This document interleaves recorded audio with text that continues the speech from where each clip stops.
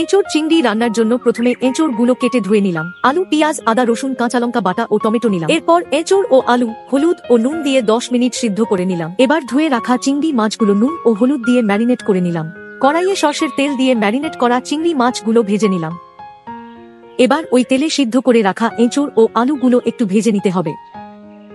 ভাজা হয়ে গেলে শুকনো লঙ্কা, তেজপাতা ও গোটা গরম মশলা দিয়ে নেড়ে চেড়ে পেঁয়াজ কুচি দিলাম।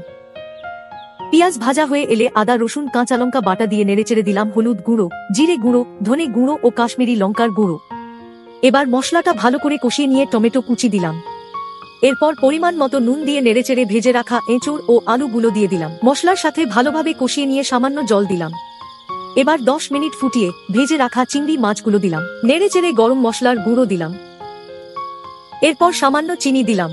সবশেষে 1 চামচ ঘি দিয়ে নেড়েচেড়ে তৈরি হয়ে গেল বাঙালির প্রিয় এঁচোড় চিংড়ি।